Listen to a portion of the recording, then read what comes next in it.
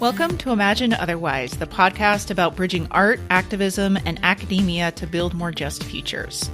I'm Cathy Hannabach, and today we are delving into the histories and futures of lesbian feminism.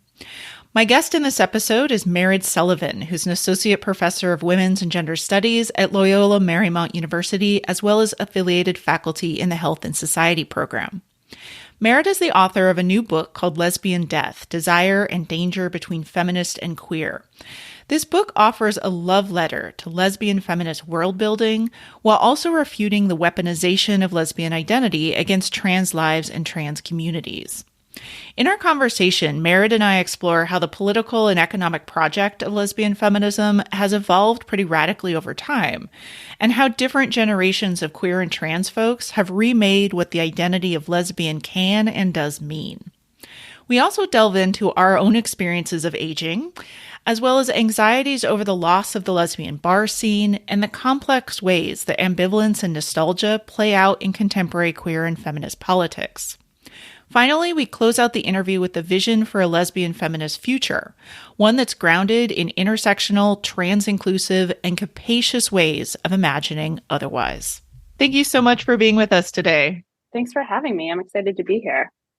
So in the introduction to your book, you tell a story about a housemate of yours declaring a need to reclaim the word lesbian. I'm curious how that comment and the conversations that ensued because of it, how did they help plant the seeds for what became this book? Yeah, thanks. This is a great question because I'm excited to be able to share out a little bit more of the context that I was living in that anecdote that I share. So this conversation happened around 2008. And at the time, I was actually, my day job, I was working as a project manager for the Women's Wellbeing Studies at Boston University. Calling it the Women's Wellbeing Studies is a bit of a misnomer because our focus was actually on lesbians and on lesbian breast cancer specifically. And we were looking at quality of life issues with an attention to sexuality and body image that lesbian breast cancer survivors faced.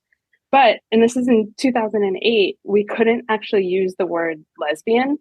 So in all of our recruiting materials, we used language like women who partner with women, maybe even I think women affiliated women. And so this was supposed to be a kind of mirror to public health language of men who have sex with men. But the reason that we couldn't use lesbian was actually twofold. So on the one hand, it was assumed to be off-putting that the women who we were talking to, and again, this is women who are breast cancer survivors, and to be classified as a survivor, you have to be at least 5 years post-treatment. And so most of the folks we were in contact with were age 50 or above. And so there's this sense that this language of lesbian didn't resonate with the women we were talking to, that it would be off-putting and they wouldn't necessarily connect to this language. But also there was this sense that it could be dangerous. So we were mailing recruitment materials to people on the Massachusetts Cancer Registry, which is, sort of the equivalent of cold calling. So, every once in a while we'd pull a new block of people up and we'd send them a letter saying we're recruiting for this research study. And the thought was that if we put the word lesbian in the materials, we could either risk offending people or outing them.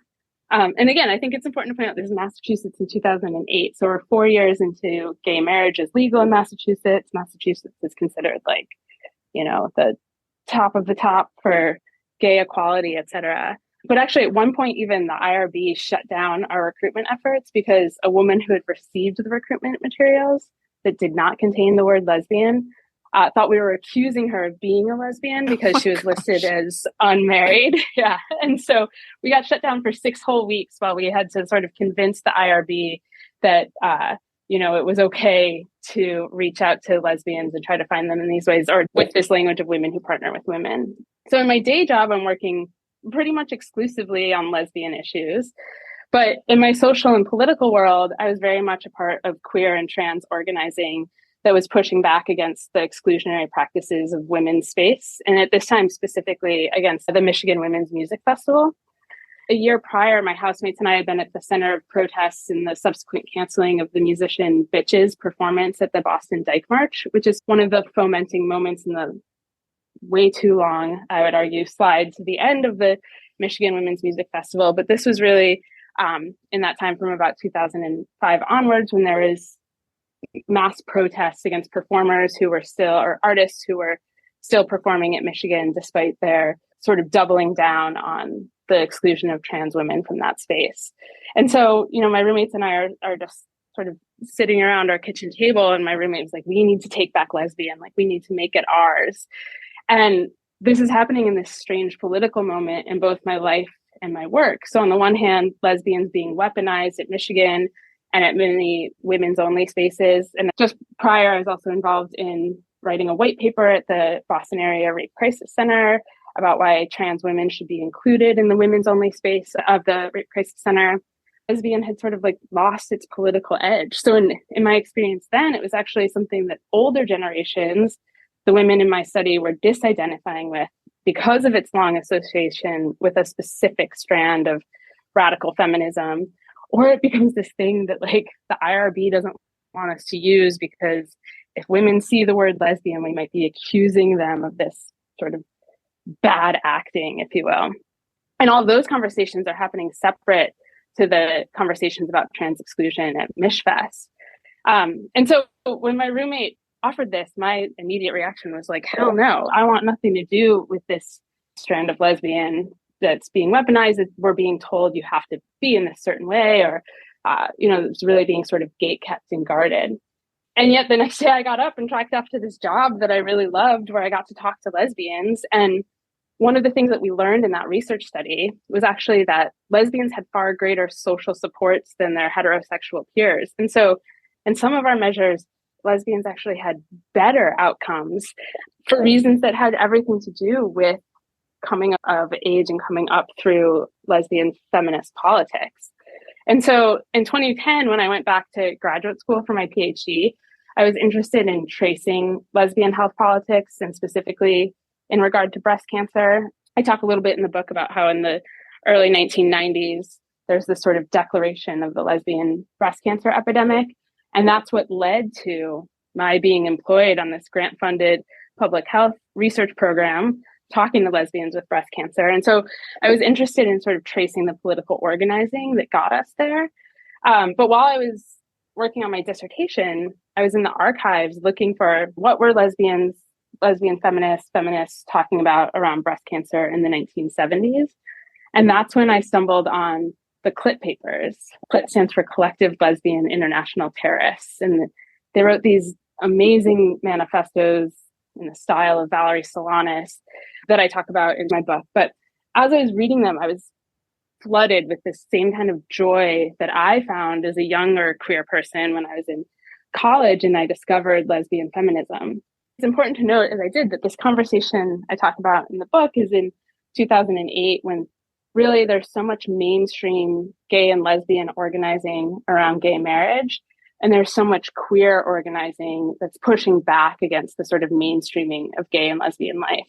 And so it's in the archives in like 2013 when I find the CLIT papers that I actually really realized what my housemate was talking about that day, and made me realize in this whole new way that it's this kind of political force, the political force that made it so that we weren't allowed to call our research subjects lesbians, lest they be mistaken for feminists, that my housemate was really arguing for. And also that they were really naming the way that lesbian was being taken up in a trans exclusionary paradigm and weaponized against those of us who were committed to the kinds of imagining otherwise that lesbian feminism represented. And so that's really the seed for how this project became a project about lesbian feminism that still anchors itself, actually, I think, in lesbian breast cancer and this switch point I identify in the 90s, but also, centers my own experience in lesbian political organizing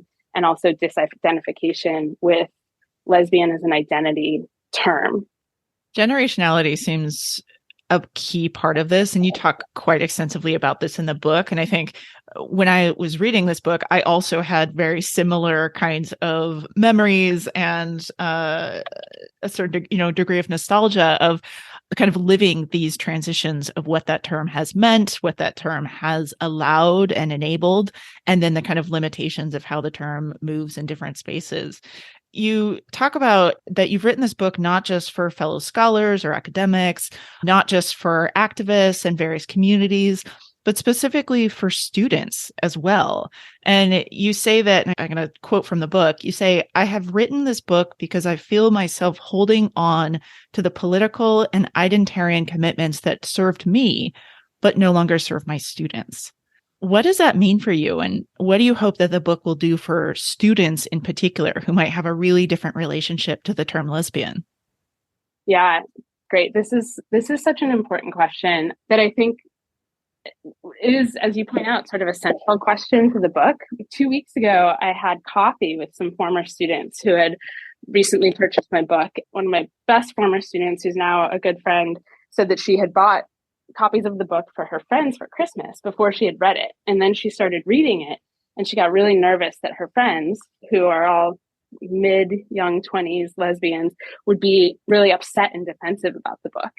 And I mean, I should pause quickly to say, we quickly realized they won't be, and I hope that Molly and her friends love the book. But this was such a shocking report to me, because I've envisioned this book as speaking to sort of my generation and above, who I think worry that lesbian is falling out of fashion, that no one wants to be a lesbian anymore.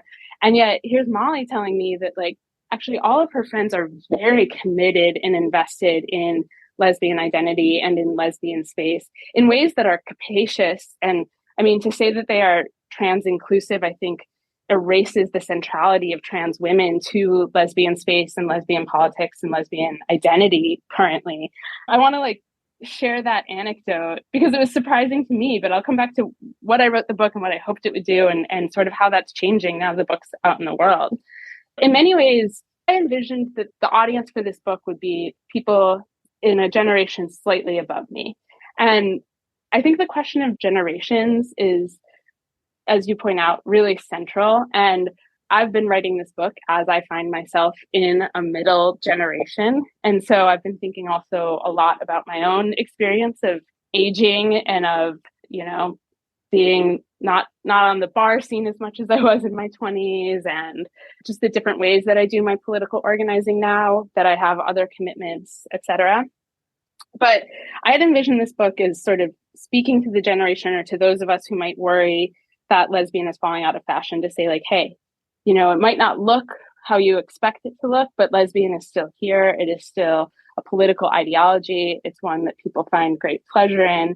But also, if you're really worried about lesbian and the persistence of lesbian identity, then we need to worry especially about the weaponization of lesbian and the ways that weaponization is taken up against trans communities, but even more violently and specifically against trans women. For my students, I think of it as offering that kind of history that's able to parse lesbian from identity, to think about, like, what was the project and how does the project of lesbian change in different moments.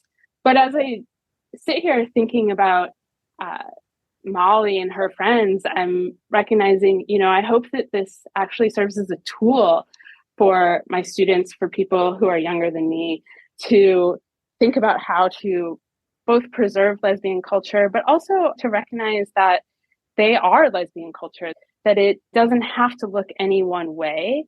If we think of lesbian, as I propose that we do, as a political project of world building. I should note that I'm drawing that especially not only from decades of lesbian work, but also most recently from Sarah Ahmed, who talks about lesbian feminism as a life question and as a sort of inroads to imagining otherwise. That's what I experienced as a young person who discovered lesbian feminism and got to re-experience reading the Clip papers.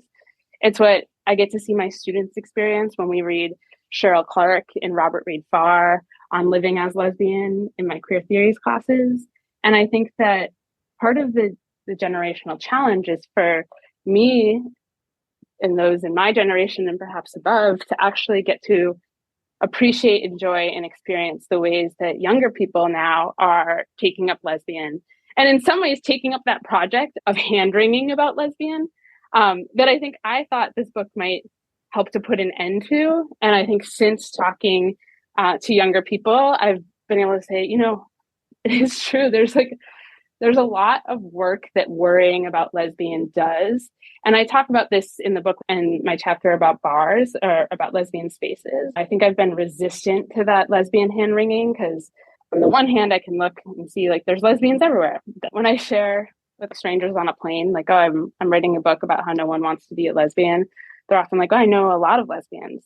And so there's this sort of like empirical retort, but the joy of this project is actually to see that there's ways in which the motor of lesbian life is about worrying about the motor of lesbian life, and that those worries are maybe actually what's different, not so much the commitment that lesbian brings, and that there's maybe this is just a part of an ongoing conversation that is necessary to lesbian life, that is the hand wringing about lesbians' political commitment, its project, and what it is that lesbian imagines otherwise. I totally hear you on the hand-wringing fee. I think that definitely has not gone away. But I'm also wondering if that's part of the pleasure of it, or that's part of the critical ability that the identity, that the term, that the community, that the meaning has. It's not one thing. It's never been one thing. No one has ever agreed what it means. Right. And that's good. 50 plus years of attempts, you know? Exactly. Often that hand-wringing can come out in some pretty intense and sometimes very negative ways, but it's also part of the living of the term and letting it change and morph and letting ourselves have really complicated relationships to it. Absolutely. Absolutely. And really resistant to thinking about generations in like a kind of chronological sense, like, oh, you get older and then you understand things better, or et cetera. I think it's actually often the opposite, right? But I think that there is something about having lived through the various iterations of this conversation that I think gives you a new sense to be able to say like, oh, we were worrying about this 25 years ago. And so we're going to keep worrying. And maybe it's not resisting the worrying, but actually like sort of leaning into it. And as you point out, noting that that's a lot of the pleasure. Can we talk about lesbian bars? Because this is your first case study in the book, and it is one that I think is very familiar for a lot of folks. Why do you think that that example continues to strike such a deep chord, even in mainstream pop culture and even with all of the transformations that have happened to lesbian bars over the decades? Yeah, my opening case study is the closing of the Lexington bar in San Francisco. Even this question of like the death of lesbian bars is an ongoing one, right? So the Lex closes in 2015. There's numerous lesbian bars that close around that time, but the Lex really stands out as like, if San Francisco can't keep a lesbian bar going, then like we're all doomed. But Maud's, another lesbian bar, closed in San Francisco in 1993, and the reaction was exactly the same. I think it was the San Francisco Chronicle, maybe the Examiner, lamented, like, how can we have a San Francisco without a dedicated lesbian bar? And it was still 4 more years until the Lex opened. And so on the one hand, I do think that the question about lesbian bars is also a recurring question. But I think that bars can be such a place to attach these conversations for 2 reasons. The first of which is that they're hyper local. And so we experience the loss of our bars in a real day-to-day way, perhaps differently than how we might experience this sort of idea that no one's identifying as a lesbian anymore, which again is just not true. But we might not experience it so directly as we do not being able to go to, you know, queerioke on Thursday nights. Anyone in Jamaica Plain knows that that's actually still going, but it's the first one that came to my mind. But Toast was the lesbian bar that closed when I was in Boston, but it was also the lesbian bar that opened when I was in Boston.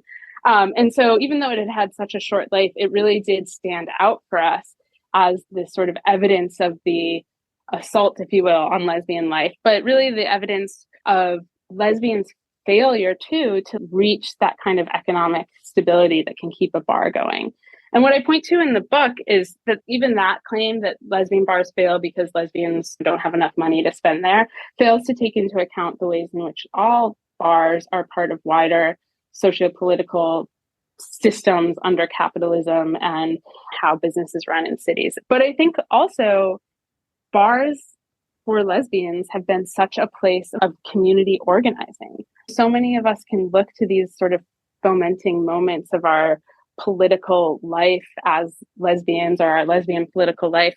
And it starts in bars. I mean, I can remember as a college student organizing with other queer students on campus, not just lesbians, but we were a small school and a small Catholic school. And so we would rent a van to drive into Boston to go to the bars. And that was like sort of our first, for many of us, our first entry into queer life and into queer politics. And so I think that bars become that first symptom because they're so local, but also bars are such a central part of our political life and political organizing that the loss of them is felt so much more. This is sort of a passing comment in the book, but we don't have as much hand-wringing or worry or even lamenting over the disappearance of other spaces like women's health centers, rape crisis centers, or even the corporatization of those spaces. And I think that that's an interesting question as well, and one that I sort of pose in the book, but don't actually have an answer for. Two of the big themes that I see across this project that you talk quite a lot about are ambivalence and nostalgia, and how those things get wrapped up with each other in some really complex ways. What work do you see ambivalence and nostalgia doing culturally now around queer community building and politics? Yeah, this is a fun question. I think nostalgia is really important. I want to point readers to two other books that I think do a really great job of theorizing queer nostalgia in this moment. Kate McKinney's book, Information Activism, and Marika Sephor's book, Viral Cultures, both of which think through, like, what does it mean to feel an attachment to a political moment that you weren't a part of, but that has been so informative to you, and one that was marred by violence and harm and all of these things, both internally to the movement and externally to the movement. But for me, ambivalence is really one of the sort of animating dances that I take in the project. I'm pulling my use of ambivalence from psychoanalysis, and specifically from Melanie Klein. We tend to think of ambivalence as this kind of like flippant dismissal, or like, I don't care, I'm ambivalent, I could go either way. But in Klein, or in psychoanalysis, but specifically in Klein, ambivalence really names a state of deep love and also hatred, and the ways in which love and hate are bound together. That in many ways you can't hate something unless you love it, or that hate comes from a love, an attachment, a need. I opened the project by thinking through my own ambivalent stance to lesbian, both to lesbian identity, but even to lesbian politics, to lesbian the word. And I do so to really mark that I am here because of lesbian. My personal life, my political life, my intellectual life is grounded in and informed by lesbian feminism. And yet I find myself at odds with so much of what lesbian demands of me as an identity, as a politics, and demands of my community. It would be easy to walk away from lesbian, seemingly. What drives this project is that as much as I have historically disidentified with lesbian as an identity category, I'm so attached to lesbian politics. I'm so attached to lesbian histories. I'm so attached to the promise of lesbian world making. And I see that not only for myself, but in my peers, in my students, in my mentors, in the world around me. And so I felt this kind of dissonance with this wider claim that lesbian life is leaving, bars are closing, no one wants to be a lesbian anymore, lesbian is dead. And simultaneously feeling that so many people in my life, so many communities that I'm a part of, were really claiming these lesbian histories and these lesbian politics. To me, ambivalence is not like a sort of take it or leave it, but to be able to love something so much that you hate it, or to be able to recognize that the thing that makes you so mad, the thing that makes you feel so bad, is actually because you have this deep attachment. I wanted to explore what that attachment was for myself and for my communities. And I think that attachment is to this promise of lesbian world making. In the words of Pat Parker, it's not neat or pretty, and the revolution is not quick, but it is beneath the failures, beneath the complications, even beneath the real violences that have been enacted in the name of lesbian. is something that we're all still holding on to. I think that's a really nice dovetail into my final question, which really gets at why you do this kind of work and the commitments that guide it. So in the spirit of imagining otherwise, what is that world that you're working toward? What kind of world do you want? This one is the hardest question I for know, me to answer. it's my favorite. It seems like it should be the easiest. This is the question that you ask everyone on the podcast. So it's the one that I've been trying to prepare for the most. And I've turned to all my favorite manifestos to try to find that nugget. At the root, I want a world that's not governed by the logics of capitalism. And even as I say that, I don't know how to articulate what that looks like. In the book, I sort of argue that lesbian loses its political force in many ways because of the forces of capitalism. And that's an argument that's everywhere, right? Like gay and lesbian life goes mainstream, and now we don't have politics anymore. Or our politics are all just about like access to white supremacist hegemony. But also part of what I'm tracing is that so much of the lesbian vision was about living outside of capitalism. And so I want us to be in the dirty work of revolution. I want a lesbian feminism that, in the words of Cheryl Clark, is the transformation of all socio-political structures, systems, and relationships that have been degraded and corrupted under centuries of male domination, end quote. But I guess if I had to say it simply, I'd say I want a world where everyone has access to fresh, clean drinking water, to culturally salient foods, to healthcare that is people-driven, not profit-driven, and to recognize care as labor, but that this labor is not always commodified. And I think in such a world, we wouldn't have a need for the nuclear family as an economic building block, and we'd be able to build many kinds of kinship formations across our lifespan. And I think that that, in many ways, has always been the goal of lesbian feminism. As simple as it sounds, getting there is both the challenge and also, I think, the pleasure. Part of what lesbian feminism offers is a real pleasure in the fight for revolution and the fight for getting there. Thank you so much for being with us and sharing all of these amazing ways that you imagine otherwise. Yeah, thank you. It's been really fun to be here and great to get a chance to talk a little bit about this project. Thanks for joining me for this episode of Imagine Otherwise. A big thanks to Mairead as well for being here and for sharing these histories. You can learn more about Mairead's new book and other projects on our website at ideasonfire.net, where you'll also find a teaching guide for this episode, as well as related books and resources. Want to support Imagine Otherwise? We would love it if you would share this episode with a friend or consider teaching it in your classroom. You can also subscribe to the show wherever you get your podcasts.